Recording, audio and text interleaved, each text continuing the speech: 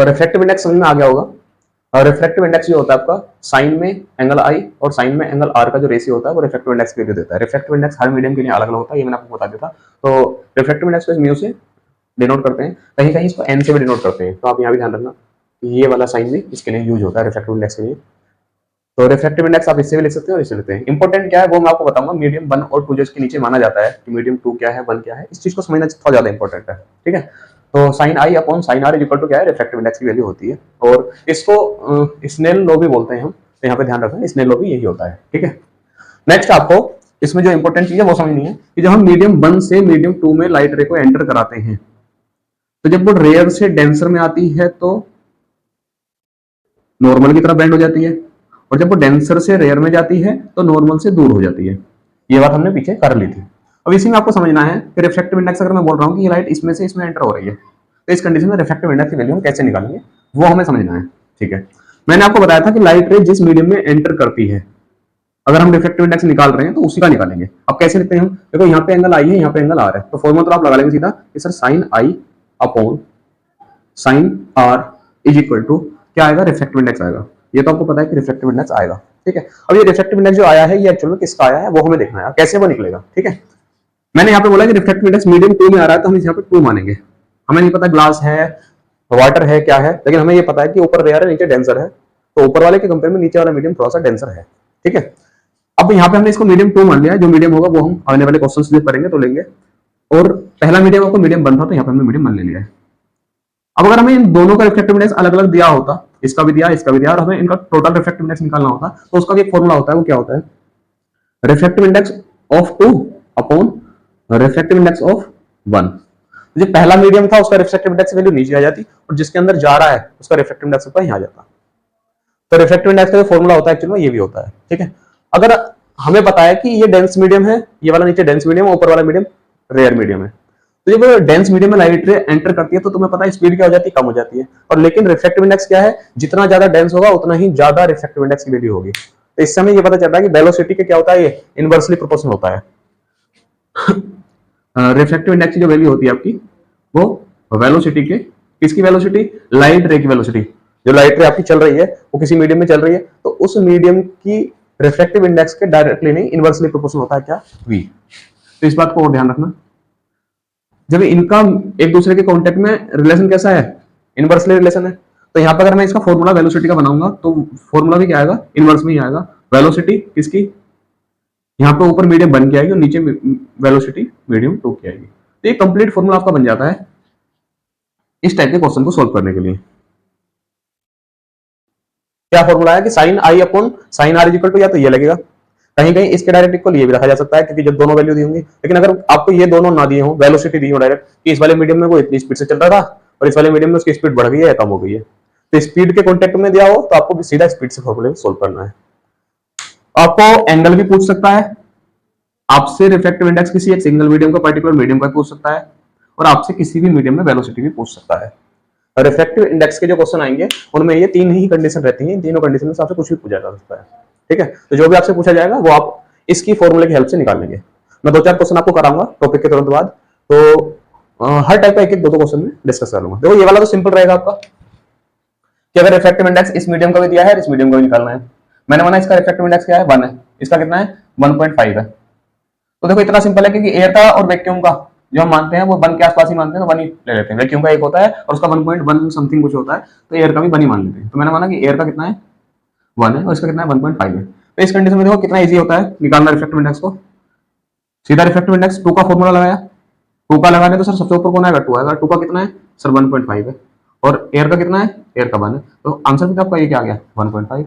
तो इस बात से आपको ये पता चल गया कि रिफ्रैक्टिव इंडेक्स जब भी किसी भी मीडियम का एयर के या फिर वैक्यूम के कांटेक्ट में निकालते हैं, वैक्यूम के रेस्पेक्ट में निकालते हैं, तो उस कंडीशन में हमेशा वैल्यू वही आती है जो किसकी होती है, जो मीडियम 2 की रिफ्रैक्टिव इंडेक्स की वैल्यू होती है। रिफ्रैक्टिव इंडेक्स का फॉर्मूला हमने लिख लिया था कि sine i upon sine r equal to refractive index, जो हम म्यू से डिनोट कर रहे हैं, और रिफ्रैक्टिव इंडेक्स मीडियम 2 का ऊपर आएगा, मीडियम 1 का नीचे आएगा। वेलोसिटी इसकी क्या होती है, इनवर्सली प्रोपोर्शनल होती है, तो वो हमने ऐसे लिख ली थी। ठीक है, तो इस पर हम कुछ बातें और करेंगे और थोड़े से इस पर आसान आसान से मैंने 1-2 क्वेश्चन दिए, इनको हम डिस्कस करेंगे। सबसे पहले मैंने आपको बताया कि रिफ्रैक्टिव इंडेक्स जो आपका होता है किस वजह से होता है कि सर लाइट रे एक मीडियम से दूसरे मीडियम में एंटर करती है तो कुछ बैंड हो जाती है। अब बैंड हो जाती है तो यहाँ पे एंगल आई और एंगल आर क्या हो जाते हैं, अलग अलग एंगल हो जाते हैं। इस वजह से क्या होता है, रिफ्रैक्टिव इंडेक्स की वैल्यू आपकी बनती है इनके दोनों के साइन में रेशियो से। ठीक है, तो मैं अगर अब बात करूं कि अगर लाइट रे ऐसी कोई कंडीशन है कि हम एक मीडियम से दूसरे मीडियम में भेजें, मीडियम 1 से मीडियम 2 में भेजें, और लाइट रे क्या ना करे, अपने पाथ में कोई चेंज ना करे, तो ऐसी सिर्फ दो कंडीशन होती है। पहली कंडीशन क्या है कि लाइट रे को अगर आप एंटर करा रहे हो, जैसे आपने बोला था लाइट रे को हम एंटर कराते हैं तो कुछ ना कुछ बैंड हो जाती है, मीडियम 2 में करते हैं तो मैंने यहाँ पे मीडियम 2 लिया हुआ है और ऊपर मीडियम 1 है। तो दो कंडीशन होती है उसकी, देखो आपने देखा है कि लाइट रे जब आती है तो कहीं ना कहीं थोड़ा बहुत बैंड जरूर होती है, इधर होगी या इधर होगी। मीडियम अगर ये रेयर है तो उधर जाएगी, डेंस है तो इधर जाएगी। तो लाइट रे की ऐसी दो कंडीशन बताओ जहां पर लाइट रे बैंड ना हो। तो ऐसी दो कंडीशन पॉसिबल है, वो हम समझ लेते हैं क्या हो सकती है। पहली कंडीशन तो ये है कि जब लाइट रे को हम नॉर्मल से होकर गुजारते हैं, भी नॉर्मल क्या होता है, सीधा सीधा। अब जब सीधी सीधी लाइट रे आ रही है तो वो सीधी आगे ही जाएगी, ना तो इधर जाएगी ना इधर ना नीचे की तरफ, नहीं एंगल चेंज करेगी अपना। ये बात क्लियर हुई कि अगर हम लाइट को नॉर्मल से होकर निकाल दें तो लाइट रे कहीं भी बेंड नहीं करेगी, जैसी आई है वैसे same to same normal perpendicular ही चली जाएगी। तो यहाँ पे एंगल कितना होगा 90, और आपका ये भी एंगल कितना होगा 90। तो नॉर्मल से एंगल कितना है, अब यहाँ पे एंगल ऑफ इंसिडेंस आई कितना है सर, 0, क्योंकि हम क्या करते हैं, जो आई आपका होता है वो नॉर्मल से तो काउंट होता है, और यहाँ पे आपकी लाइट रे आगे इसको नॉर्मल, तो एंगल कितना होगा 0। तो यहाँ पे भी एंगल क्या है, आर की वैल्यू 0 है। तो ये नॉर्मल वाली कंडीशन है जहां पर लाइट रे बिल्कुल भी बेंड नहीं करती है। दूसरी कंडीशन क्या हो कि जब लाइट रे आप एक दूसरे मीडियम से दूसरे मीडियम में एंटर करा रहे हो तो उनका रिफ्रैक्टिव इंडेक्स क्या हो, सेम हो। जैसे मैंने बोला कि रिफ्रैक्टिव इंडेक्स सेम का मतलब क्या है कि मतलब जो दो मीडियम थे, मीडियम 1 और मीडियम 2, दोनों क्या हो, सेम रिफ्रैक्टिव इंडेक्स के हो, उनका दोनों ही का रिफ्रैक्टिव इंडेक्स क्या हो, बिल्कुल सेम हो। रिफ्रैक्टिव इंडेक्स मतलब समझ सकते हो कि उनकी डेंसिटी दोनों की क्या हो, बिल्कुल एग्जैक्ट सेम हो।